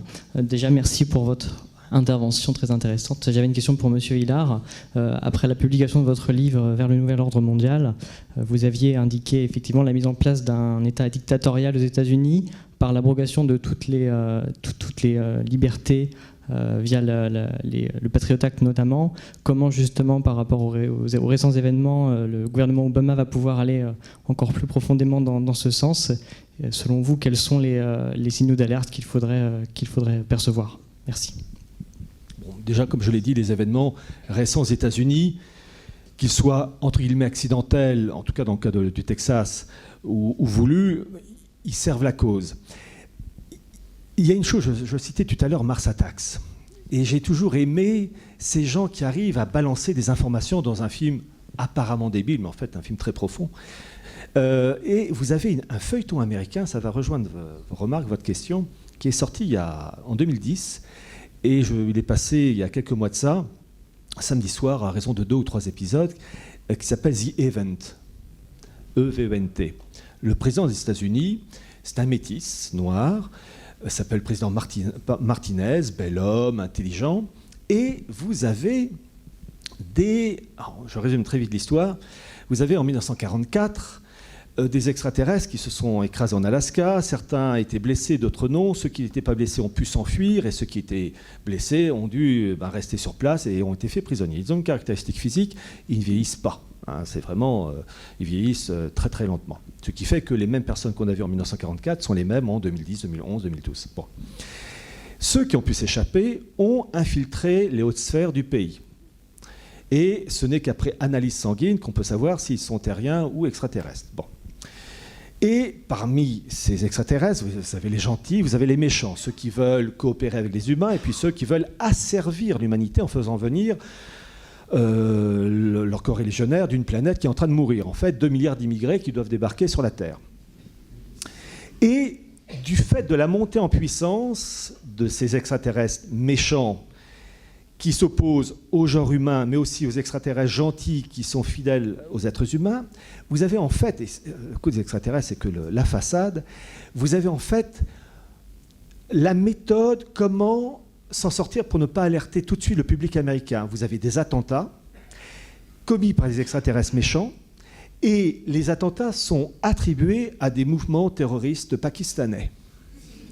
Et vous avez, sur les plateaux de télévision américains, dans ce feuilleton, des intellectuels avec des tronches de premier de la classe, comme disait Coluche, qui vont expliquer les raisons du terrorisme pakistanais, alors que ce n'est pas du tout pakistanais, c'est uniquement les extraterrestres. Et en fait, on voit très bien comment on manipule l'information. La réalité est en fait décalée pour être exposée de manière complètement différente. Et à un moment donné, dans un des feuilletons, et c'est là que je dis que ceux qui font ces feuilletons-là ont une connaissance politique, sciences politiques, juridiques profondes, du fait de la montée en puissance de la menace, le président des États-Unis, le président Martinez, homme équilibré, gentil, vraiment, mais face à la menace, prend des mesures de plus en plus importantes, dictatoriales, pour imposer un pouvoir solide. Et à un moment donné, un de ses collaborateurs lui dit « Mais monsieur le président, vous êtes en train de menacer le post comitatus ». Et là, je suis resté ahuri, parce qu'en France, ceux qui connaissent le Post Comitatus Act de 1878, c'est 0,00001%. Dans l'organisation politique de l'État fédéral américain, vous avez 2 documents, 1800 et quelques, qui est l'Insurrection Act, et le deuxième, le Post Comitatus Act, littéralement la loi du pouvoir du comté. Le comté, et qui de 1878, et qui donne des droits aux États fédérés, Californie, Arizona, etc., pour se gérer eux-mêmes en matière juridique, en matière de police. L'armée de Washington, enfin l'armée du pouvoir fédéral, ne peut pas intervenir. En fait, les États fédérés ont une autonomie réelle pour empêcher le pouvoir central de mettre le grappin. Mais, c'est ce que je raconte dans un de mes bouquins, avec la mise en place, officiellement de la crise, et surtout du choc des civilisations qui est voulu et qu'il ne faut surtout pas tomber dans ce piège, eh bien, on met en place des mesures qui vont peu à peu rogner et faire disparaître ces mesures qui protègent les États fédérés, post comitatus, pour donner les pleins pouvoirs au président Obama ou peu importe le type qui sera à la Maison-Blanche, parce que ce ne sont que des employés, hein, ces gens-là, de haut vol, mais des employés. C'est, vous savez, c'est le feuilleton anglais extraordinaire de 1967, Le prisonnier. Le prisonnier, où vous avez le Obama, Merkel ou Cameron du coin, qui s'appelle numéro 2, et qui change régulièrement. Et le vrai patron, c'est numéro 1. Et le héros, numéro 6, joué par Patrick McGowan, veut savoir qui est le vrai patron. Et au 17e épisode, il arrive enfin à découvrir le vrai patron, qui est le patron numéro 1. Et numéro 1, c'est un singe. Le singe de Dieu. Car c'est le fond le fond, en fait, le fond religieux de l'histoire. Patrick McGowan était catholique, il a même failli rentrer au séminaire, et sa connaissance religieuse et politique lui a permis de pondre un chef-d'œuvre pour montrer qu'en fait, le fond de l'histoire, c'est un fond religieux satanique. C'est ça. Et compte tenu que Vatican II a éradiqué, nettoyé, essoré les esprits qui ne font plus la différence entre, je me rappellerai toujours d'un prof disant, en cours, enfin ça remonte à quelques années, en cours, écoutez, je ne vous demande pas d'aller à la messe au dimanche, mais un minimum de culture religieuse. Quand je lis dans une copie que le Christ est mort fusillé, non. Alors évidemment, le problème, c'est voilà, quand on a les têtes vides, les esprits sont déstructurés, il n'y a pas de culture politique, il n'y a pas de culture religieuse. La dictature qui va se mettre aux États-Unis, qui se met en place aussi en Europe, dans les États européens, vous avez le programme qui a été présenté il y a 101 ans de ça, en 1912, par le colonel House, Philippe Dru, administrator. Chose très intéressante, Philippe, bon, c'est un prénom anglo-saxon, mais Dru, D-R-U, j'ai jamais su pourquoi. Il y a une raison. En 3 lettres, j'ai essayé de voir, de comprendre, parce qu'il n'a pas mis Smith, Johnson, Dru. Bon. Et l'histoire, c'est un coup d'État aux États-Unis qui impose les pleins pouvoirs au président des États-Unis. Et le chapitre 57, je ne sais plus, vous avez le bloc nord-américain qui est unifié en une seule entité. En fait, tout le programme est annoncé, archi officiel. Le bouquin, je me le suis acheté sur Internet, enfin une réédition. Voilà. Et en fait, il y a la théorie, et ensuite il y a la pratique, parce qu'ils ont beau avoir des moyens énormes, matériels, financiers, les médias, il n'empêche qu'il y a, et c'est mon côté là optimiste, car j'aurais préféré le dire à la fin de mon intervention, je crois en l'instinct de survie. C'est-à-dire que on cogne sur l'homme, on l'abat, on l'écrase, mais parfois, et c'est mon espoir dans la situation actuelle, on cogne tellement qu'à un moment donné, il y a l'instinct de survie de l'homme des bois, de l'homme de la savane qui dit ah, « ça suffit ». Alors il y en a certains qui n'auront pas l'instinct de survie, qui dégageront. Bon, ce sont les faibles, ça existe.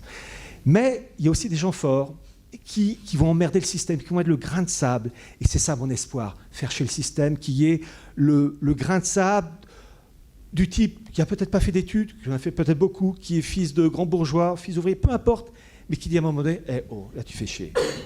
Et des millions et des millions et des millions qui disent « oh, là-haut, vous nous faites chier ». Et des millions et des millions et des millions qui disent « tiens, si on allait dire bonjour au président de la République, ah, si on allait dire bonjour aux gens de Bercy », des millions et des millions qui se pressent aux portes de ces bâtiments, là, c'est mon espoir. L'instinct de survie, le malheur fait sortir le loup du bois. C'est mon espoir, parce que pour le moment, la lame du couteau. Merci. Bonsoir. Alors, je voulais vous demander, c'est une simple question, j'espère que je ne suis pas le seul à me la poser. Est-ce que vous souhaitez réellement, je la pose à vous trois, le détonateur dont vous parliez tout à l'heure, le passage à l'action de la résistance française, ou est-ce que vous attendez patiemment en faisant du mieux que vous pouvez le Messie? Le Messie, il revient, il nous délivre, mais il a une armée avec lui, une armée d'êtres humains. Où est-ce que se trouve cette armée aujourd'hui, si elle existe? Voilà. J'ai employé le mot détonateur, donc je vais vous répondre. Je crois que c'est les événements qui font qu'à un moment donné, des groupes d'hommes ou de femmes entrent en mouvement. Donc quand je dis le détonateur, c'est l'événement. Bon. Par exemple, c'était pas évident que la loi Taubira, elle allait mettre dans la rue les gens qu'elle a mis dans la rue. Voilà. Avec une certaine énergie. Et donc, il y a l'événement qui fait que ça bouge, et il y a quand même derrière les moyens qui font que les gens peuvent agir ensemble. Et en l'occurrence, les moyens qui font que les gens peuvent agir ensemble, aujourd'hui, c'est les sites Internet, c'est les réseaux sociaux, tout ce qui se constitue. Bon, quand vous êtes ici ce soir, sur le plan de l'action immédiate, ça ne sert peut-être pas à grand-chose. Par contre, le jour où les circonstances rendront possible des actions. Le fait que vous soyez rencontrés ce soir, le fait que vous viviez plus ou moins en communauté numérique plus ou moins élargie, à ce moment-là, ça pourra faire qu'il y ait des événements historiques qui se produisent. Mais le détonateur, en l'occurrence l'événement, ça, moi, je ne sais pas ce qu'il sera. D'ailleurs, je crois que personne ne peut le savoir, parce que l'histoire, c'est quand même aussi... ça, c'est une phrase très forte de Dominique Vénère, mais l'histoire, c'est quand même aussi le domaine de l'imprévu. C'est la rencontre entre des circonstances, des hommes et des moyens qui relient les hommes entre eux. Il y a peut-être les hommes, il y a les moyens qui les relient entre eux, et à un moment, il y a l'événement qui fait que les choses entrent en mouvement. Et les mouvements historiques, c'est un peu comme les phénomènes d'avalanche. C'est-à-dire que la paroi, elle est très branche, elle est très propre, et puis il y a une petite boule qui tombe et tout disparaît. Bien. Juste par rapport à ce qui a été dit avant, il est évident que si on se retrouve là tous ensemble pour une conférence et pour écouter, il est évident qu'il ne s'agit pas de résoudre tout de suite le mal, seulement comment le résoudre si on ne l'a pas diagnostiqué avant. C'est-à-dire que nécessairement, une conférence comme ça n'est pas vaine. Après, le vrai, je n'ai pas dit, vous l'aviez dit évidemment, mais disons qu'il y a un moment... Il faut regarder les choses en face. Il est évident qu'il faut toujours commencer par une prise de conscience avant de pouvoir faire quoi que ce soit. C'était juste ça en substance. Ce que je voulais simplement dire, c'est que ce qu'on l'on sous-estime, c'est qu'il y a toujours de toute façon des forces en marche. C'est-à-dire que la seule erreur serait de penser qu'il n'y a que de mauvaises forces à l'heure, alors qu'il y en a aussi des bonnes. Là-dessus, nous sommes d'accord.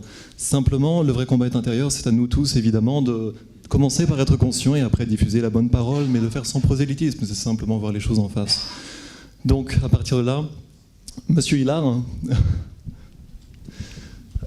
à partir de... Juste une question concernant, la question était vraiment plus concrète, c'était sur la question de savoir s'il n'y aurait pas une possibilité pour qu'au final, le but, il a déjà été énoncé par des mondialistes, ce serait une fusion des deux monnaies, euro et dollar, fusion donc de deux monnaies mortes, avec à la clé une généralisation des monnaies plastiques.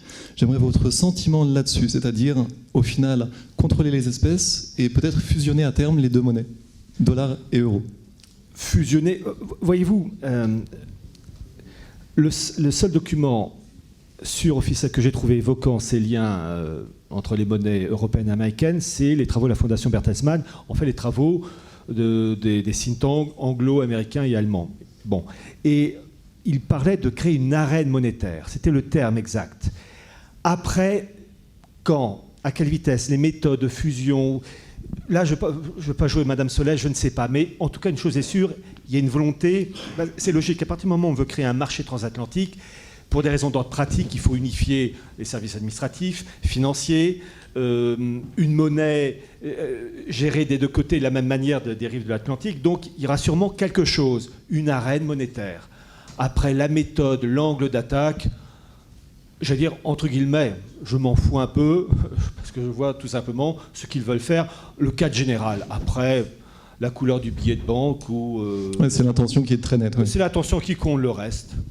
Bonsoir. En fait, j'ai une question à l'attention de M. Pierre Hilar en particulier, parce que je suis depuis quelques mois, voire quelques années maintenant, les travaux de Pierre Hilar, de Pierre Jovanovic. On voit en fait tout un tas de cercles de pensée dissidents. J'ai simplement observé que souvent, la conclusion de leurs travaux, et on le voit notamment sur, je dirais, l'aboutissement logique, et ça a été évoqué par M. Pierre Hilar, il faut s'équiper d'une arme, c'est en gros, il n'y a plus d'espoir, ils sont trop forts, n'espérez rien de la politique, vous ne pouvez plus rien faire. Moi, c'est ce que je retiens souvent de ce discours qui est absolument pessimiste, qui essaie d'asseoir les individus dans l'idée que tout est fini. J'ai deux points d'objection pour montrer que même si le système récupère, même si il y a des éléments extrêmement intelligents qui sont capables de canaliser le système, il y a un élément d'information qui est intéressant, et il fallait voir la tête des présentateurs sur iTélé qui annonçait l'échec de Barack Obama dans sa volonté de voir contrôler les ventes d'armes aux États-Unis. Visiblement, c'était une catastrophe pour l'État profond. Ils l'ont très mal pris, ils avaient rameuté toutes les victimes des différentes tueries derrière le président Obama pour vraiment culpabiliser ceux qui avaient voté contre son projet. Donc, ce qui prouve que... Donc, question, qui est derrière la National Rifle Association? Est-ce que là aussi, ce sont d'autres membres de la superclasse mondiale? Et un autre élément, c'est là en venant, je tenais à signaler qu'il y avait le cortège de la manifestation pour tous, et visiblement la mobilisation ne faiblit pas. Malgré les violences policières qui sont réelles, je remercie M. Le Gallou de l'avoir évoqué parce que, très franchement, les conditions d'arrestation des manifestants pacifiques sur l'esplanade des Invalides sont absolument dignes effectivement des heures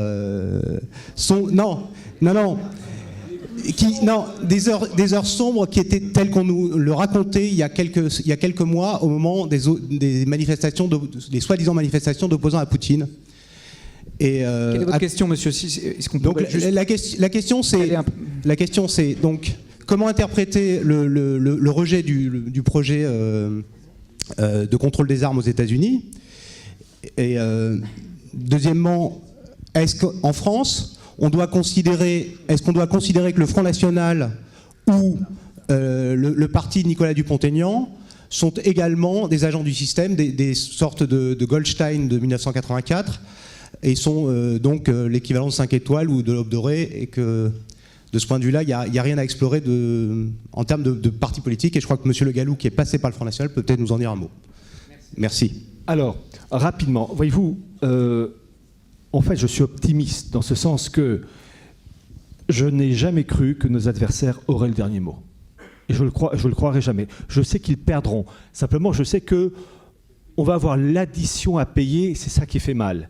Mais le système, on est sur Terre, et l'imperfection est de ce monde. Et même avec tous les moyens qu'ils ont, matériels, financiers, médias, ils ont leurs points faibles. Ils ont leur rivalité interne. Il y a des rivalités internes profondes au sein du judaïsme, du côté de Moscou comme du côté de Washington. Il y a des rivalités internes au sein de cet organisme chargé de l'émission des armes, la fabrication des armes. D'ailleurs, ça fait partie de la Constitution américaine. Il y a des rivalités internes. Et c'est ça qui fait que le système peut être, pardonnez-moi l'expression, baisé. Voilà. Simplement, je sais qu'on va payer le prix fort. Voilà, c'est ça. Je m'en passerai volontiers. En ce qui concerne nos hommes politiques, je n'ai absolument aucune illusion sur la classe politique française. Et les partis qui défendent la cause nationale, enfin officiellement, j'avoue que j'ai quand même une forme de prudence. Vous savez, lorsque vous avez au sein d'un parti qui défend la cause nationale comme le FN des francs-maçons, j'ai envie de dire, il faut être logique. Le maçonnisme, par définition, c'est la République. Il doit quand même pas y en avoir beaucoup, franchement. Hein, il y en a quelques-uns officiels. Il y en a quand même quelques. Mais c'est un de trop. Maître Collard. Là, je pense qu'il... Non, c'est un de trop. Wow. C'est un de trop.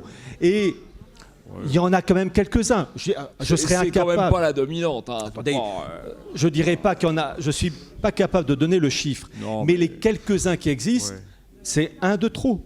Et j'ai envie de dire à ces gens-là, mais soyez logiques. Dans les fraternelles, vous défendez la République universelle, et là, on défend officiellement la cause nationale. Il faut choisir son camp.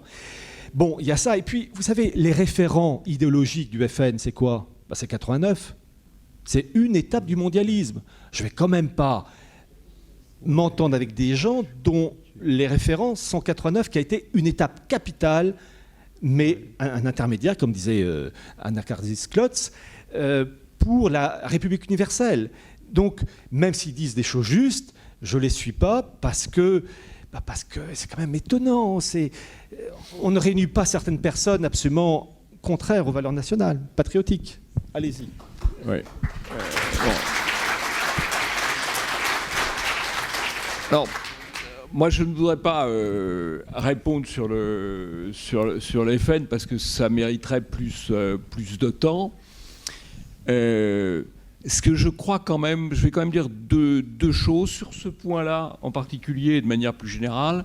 Je ne crois pas qu'en politique, on occupe un point. C'est-à-dire qu'on peut définir intellectuellement, théoriquement, un point idéal, un lieu idéal. Sauf qu'un point idéal, un lieu idéal, c'est un espace égal à 0. En politique, on occupe un espace. Et donc, dans l'espace, il y a une certaine diversité.